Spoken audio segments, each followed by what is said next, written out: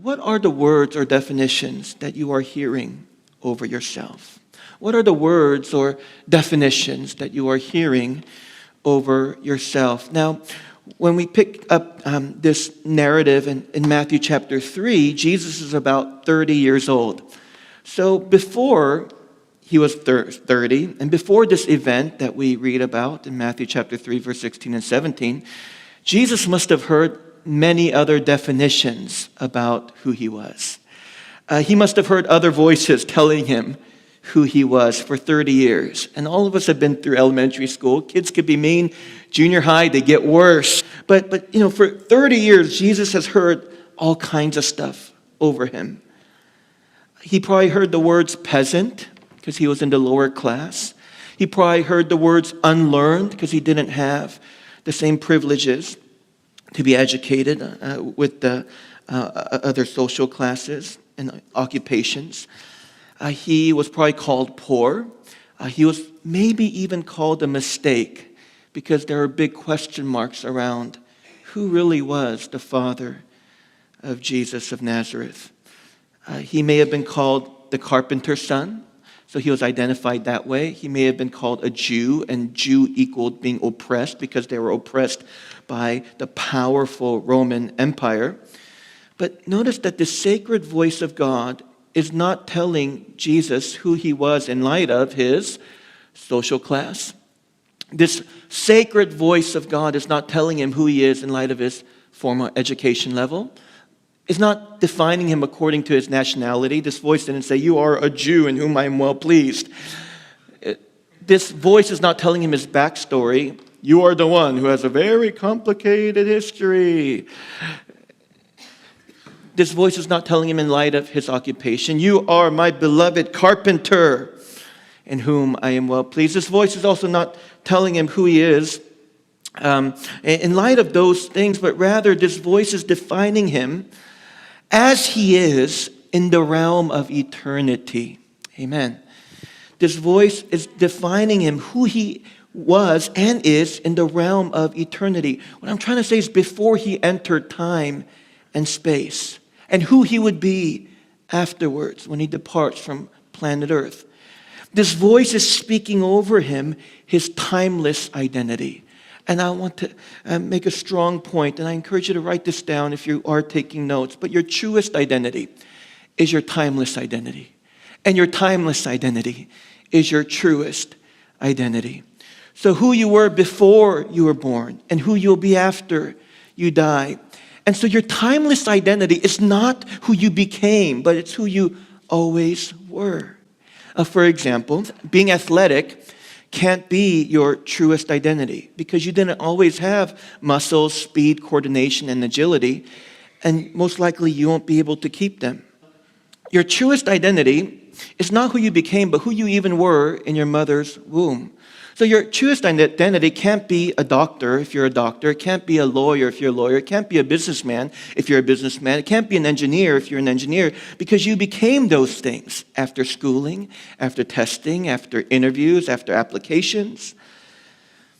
So being the beloved, that is our primary identity. That's our truest identity. And it's not something you became, it's what begot you. It's not what you became, it's what begot you into existence. And you can grow more in awareness of that identity, but you don't become it, you are it.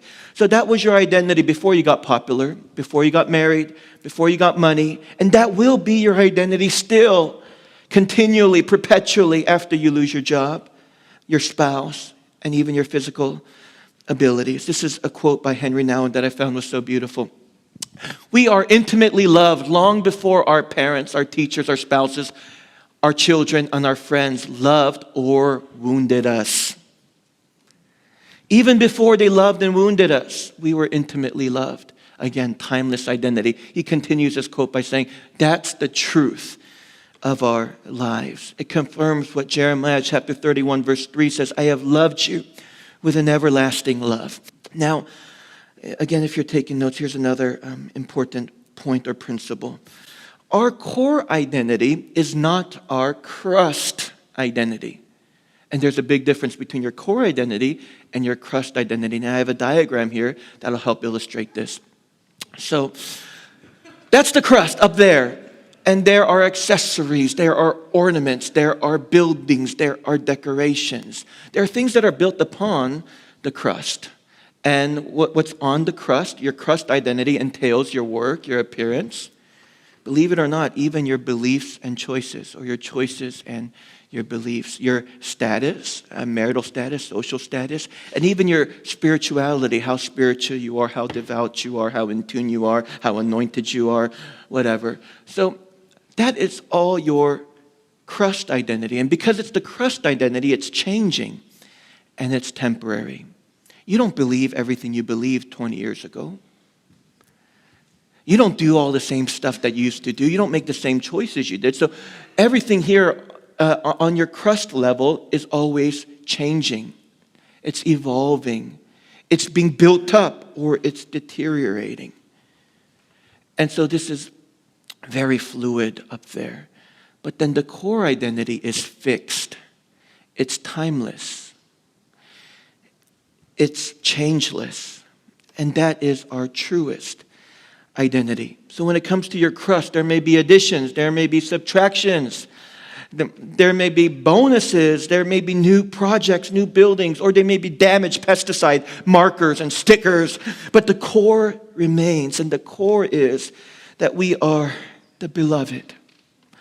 The core is that we are the beloved. That is why we crave love, because we are the beloved. Our core was made by love, and it was made for love. And that's why it feels so good to be loved, because now we're resonating with our core. You love the people who love you. You love the environments where you feel loved. You come alive because your core is able to say amen. Your core will say, I bear witness. Your core is able to say, yes, this is me. This is what I was made for. This is who I am. I am the beloved. So when people help me believe that I am the beloved, and people see me as the beloved, and people treat me as the beloved, I come alive, because that is who I am to my core. And also on the flip side, though, that's why rejection can be so painful, debilitating, damaging, because it goes against our core, and our core is being violated. I read Mother Teresa's diaries after she passed away, and she talks about even after all of her sacrificial work in India among the dying. These are her very words. She said, I felt utterly abandoned by God. She said, I felt so unwanted, so unlovable when she would get alone. What do you hear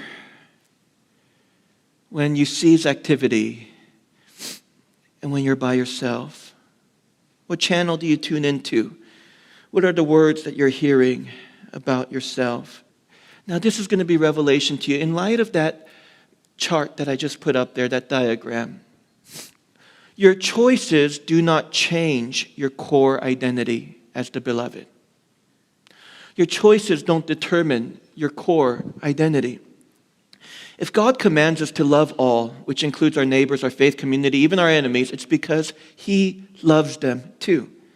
And He may not love how we're living. He may not love the choices we're making, but He can still look at a person and see their core and consider them the beloved. He may not agree with the crust, but He has great affections towards the core.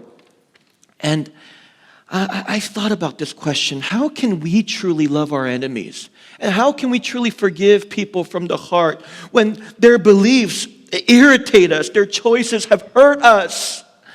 They don't know how abusive they've been. They've totally destroyed our self-worth. How do we love people like that, who lied about us, misrepresented us, destroyed our reputation? How do we love enemies and truly forgive them from the heart? Just don't get too crusty, because I think when you don't understand that a person's crust defines and deletes their core, we can love them right. We can love them through their poor choices and their good choices. Because the crust of your behavior doesn't determine the core of your identity. So let's not get too crusty, because when we're more aware of our core and we're affirmed in it, then we become a blessing to others and we help others identify and become more aware with their core. But if you're somebody like me who often gets so depressed over your crust, you can be somebody who makes others feel insecure over their crust too. If you really believe that your crust is your core identity, then you influence others to believe the same way. Because the healthiest, most life-giving relationships happen when human beings can connect core to core. When two people who know that they're beloved connect, and it's so empowering. But too often our relationships are not core to core, it's crust to crust. So, we have reduced individuals to a job, to a face, to a body, to an economic status, even to their choices they've made long ago, maybe, perhaps, or even recent choices. And yet, when we can only see someone's crust, and you're caught up on someone's crust, it's because we're caught up defining our own selves by our crust, and now believing that the crust of our lives is the core of our identity. But it's only when you can lock into the core that you get grounded. And it's so important that we get anchored to our core, because life is full of storms and earthquakes. And we won't be able to stand strong and have longevity and to be faithful in who we're called to be if we're not locked into our core identity. I'm not sure what's falling apart right now in crust land. But let's connect with our core today. And the core is that we are the beloved. You are loved and you're lovable. And God's people, we said amen. Amen.